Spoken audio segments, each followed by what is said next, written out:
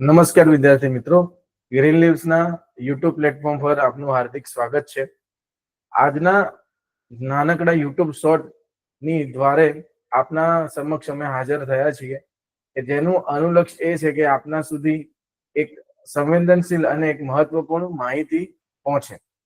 તો આપણે વાત કરવાની છે એક ફ્રીડમ ફાઇટર, નેતા, શિક્ષક અને વકીલ કે જેમનું નામ હતું લાલ, બાલ અને પાલ. તેમાંના એક બાલ ગંગાધર તિલક. હવે તિલક સ્વરાજ ફંડ અને તિલક સ્વરાજ ફંડના અનુક્રમે જેટલી પણ સંસ્થાઓ હતી તે એક જ વ્યક્તિના નામ ઉપર હતી, જેમનું નામ હતું બાળ ગંગાધર તિલક. અને બાળ ગંગાધર તિલકનું એક સુપ્રસિદ્ધ વાક્ય છે જેમનું અનુક્રમ આ પ્રમાણે રહ્યો કે હું જ્યાં સુધી આઝાદી નહીં લઉં ત્યાં સુધી સીધો નહીં રહું. એનો અર્થ એ થશે કે જ્યાં સુધી મને આઝાદી નહીં મળે ત્યાં સુધી હું બ્રિટિશરો હેરાન કરવાનું નહીં છોડું.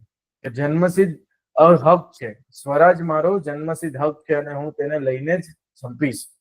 એટલે કે આ વાક્ય હતા ભારતના એક લોકલાડીલા ફ્રીડમ ફાઇટર બાળ ગંગાધર તિલક, કે જેમનો જન્મ મહારાષ્ટ્રની અંદર આવેલા રત્નાગીરીની અંદર થયો હતો.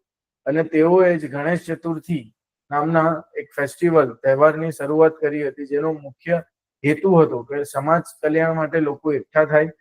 અને આ જ હેતુ દ્વારા તેઓએ સમગ્ર ભારતની અંદર એ વિદેશી પ્રવૃત્તિઓને બંધ કરવી અને ભારતીય કપડા, સ્વદેશી કાપડની વધારે પ્રમાણમાં માંગ વધે તે માટેના અથાગ પ્રયત્નો કર્યા હતા.